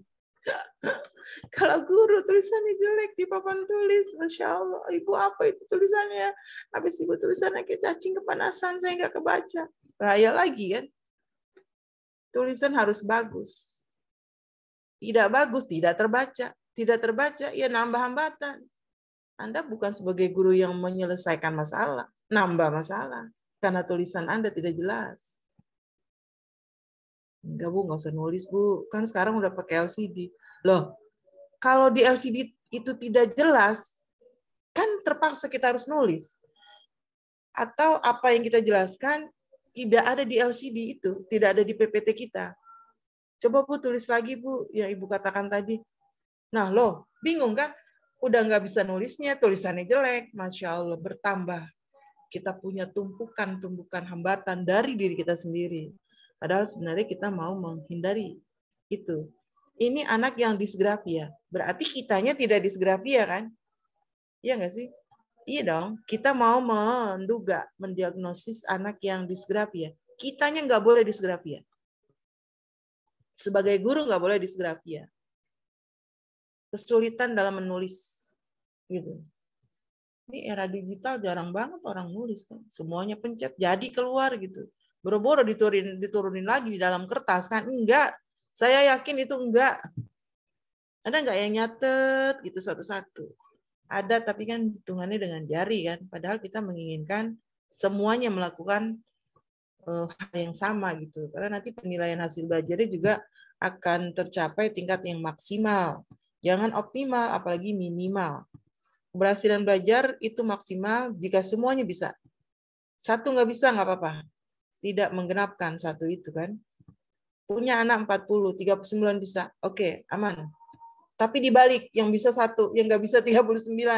Itu minimal. Keberhasilan belajarnya minimal. Siapa ya yang salah? Guru. Karena tidak melakukan instrumen penilaian dengan tingkat validitas dan reliabilitas, bahkan kontinuitas. Yang kedua adalah disleksia. Disleksia itu kesulitan ngomong. Pilihan kata sulit banget. Berbicara itu kan merepresentasi apa yang dipikirkan. Kita ngomong nih dari mulut. Itu merepresentasi dari otak yang tersusun dengan rapi. Jadi otak kita luar biasa seperti komputer, mungkin udah Pentium berapa, nggak tahu dah. Udah bukan Core Duo lagi kan, Core 3 kali ya. Cepet gitu dia. Seandainya lambat, Insya Allah.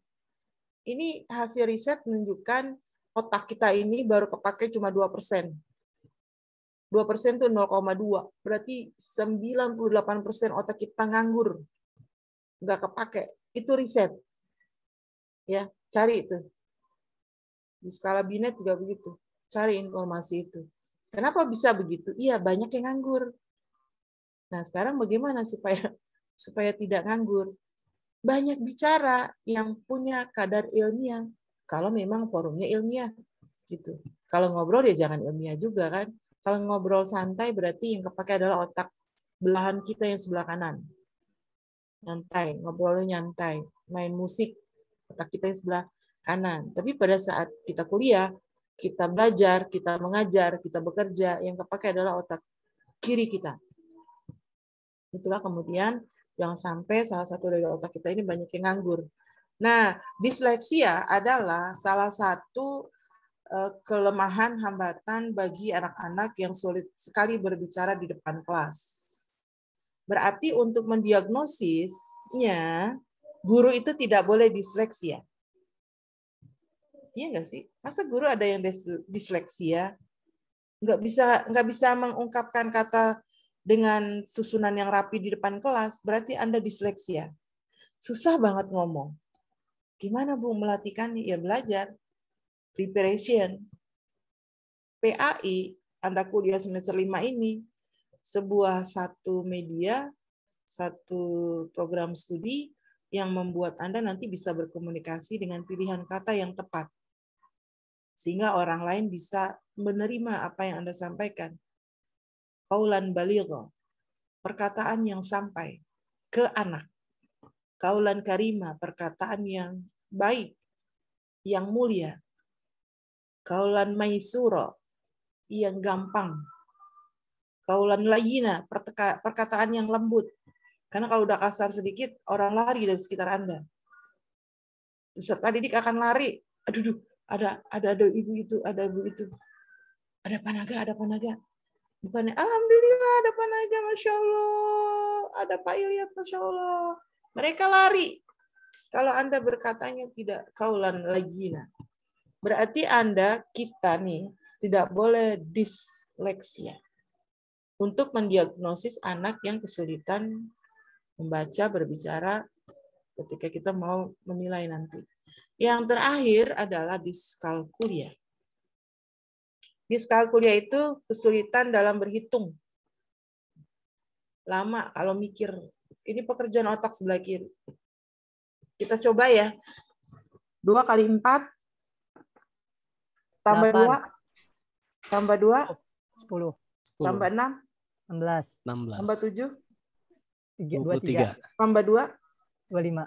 Tambah 3. 28. 28. Cepet ya. Cepet itu. 20 kali 30. 60 ya. Kali 3. 60. 180. Kali 2. 390.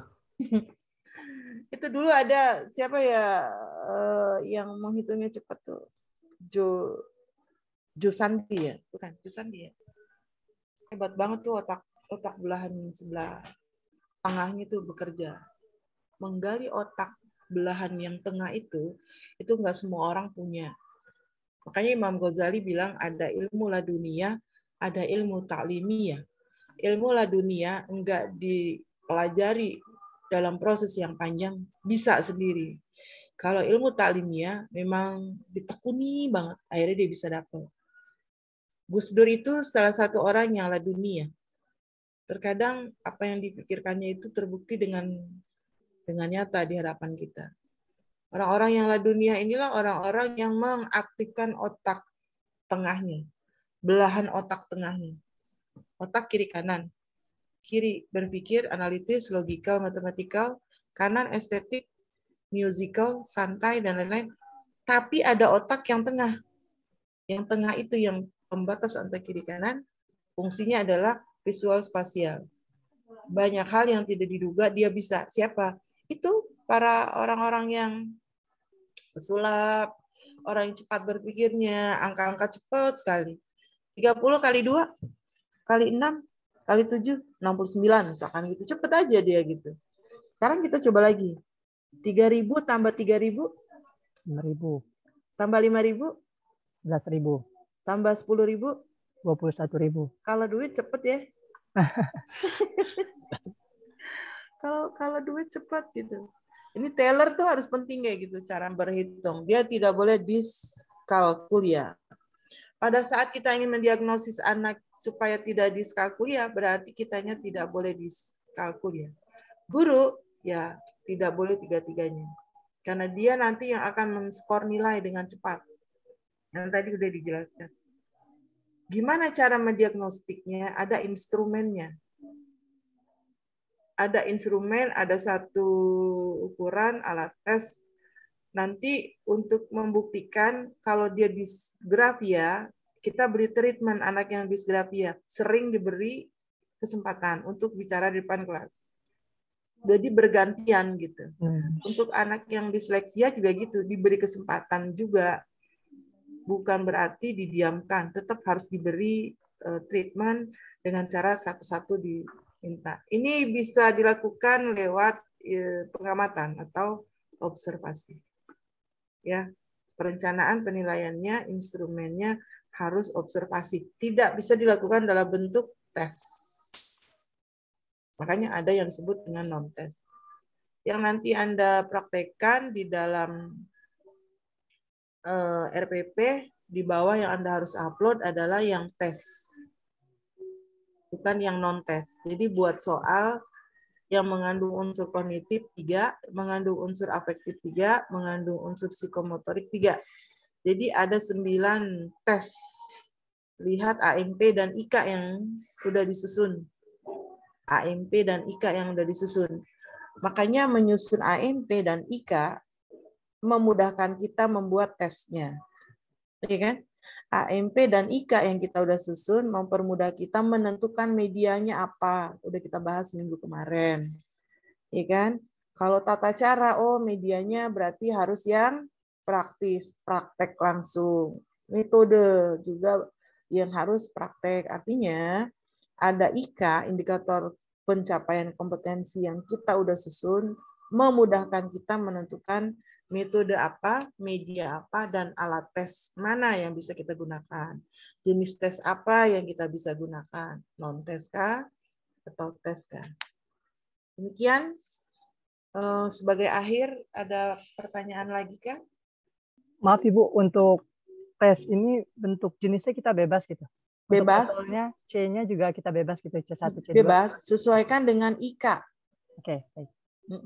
Sesuaikan dengan media yang kemarin udah Anda upload.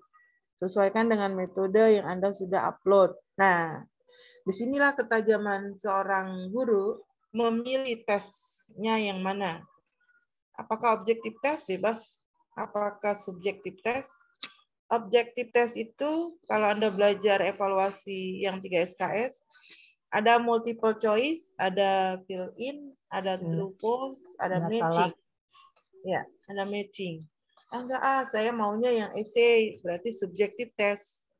Membutuhkan jawaban analisis siswanya. Tinggal lihat IK-nya. IK-nya gimana Anda susun kemarin dengan tema yang Anda udah buat. Selesai kita menyusun RPP sampai menyusun soal. Hebat kan? Selesai 1 semester hebat menyusun RPP, udah bisa yang lengkap. Dan udah saya beri contoh juga yang 1 lembar RPP. Lengkap disuruh bikin bisa, 1 lembar disuruh bikin bisa. Nggak taunya ganti kurikulumnya, prototipe. Itu opsi. Itu opsi. Kurikulum diganti tahun 2022 hanya opsi. Pilihan. Sekolah yang siap pakai prototipe, yang enggak ya pakai K13. Berarti yang mana yang kita pelajari kali ini RPP-nya? Baik yang lengkap maupun yang 1 lembar. Demikian. Ada tambahan Pak Naga, 1 lagi Megazen, 1 lagi Siska. Cukup ya, Bu. Cukup. Megazen, ada tambahan? Masih sibuk? Tapi kelihatannya dia menyimak ya. Baik, kalau begitu saya akhiri kalau tidak ada yang dibahas lagi. Intinya penilaian waktu pengerjaan, maaf. Sama kayak kemarin. Iya. Besok sampai malam jam 12. Jam 11 lah, jangan sampai mentok gitu. Intinya adalah kita menilai atau kita merencanakan penilaian hasil belajar bukan 1 aspek saja ya. Harus di 3 aspek. Bukan hanya pengetahuan aja ya, lewat tes gitu. Juga sikap lewat non-tes gitu ya. Juga keterampilan lewat non-tes. Jenis-jenisnya tinggal disesuaikan. Maunya apa? Kita menilai pengetahuan kah? Ya udah pakai jenis tes yang objektif tes. Apakah kita mau menilai sikap kah? Tadi udah dijelaskan Pak Naga tuh. Pakai rubrik, pakai lembar pengamatan dengan skala atau rating scale-nya 4, 3, 2, 1. Itu biasanya di rapot-rapot yang sekarang tuh, rapot digital, itu bentuknya deskripsi. Gitu ya. Dideskripsikan. Dan itu aplikasinya udah otomatis. Kita masukin angka, dia akan keluar deskripsinya. Jadi udah disediakan. Demikian Bapak Ibu, kita tutup, kita akhiri. Terima kasih kepada pemakalah yang sudah sangat jelas mempresentasikan. Terima kasih kepada yang menyimak. Ini penting untuk kita semua mampu menyusun dan merencanakan tes sebagai bagian dari penilaian di dalam RPP. Mari sama-sama kita tutup dengan membaca doa kafaratul majlis. Subhanakallahumma wa bihamdika asyhadu an la ilaha illa anta astaghfiruka wa atubu ilaik. Alhamdulillahirabbil alamin. Assalamualaikum warahmatullahi wabarakatuh. Waalaikumsalam warahmatullahi wabarakatuh. Makasih, Bu. Makasih, Bu. Ya, sama.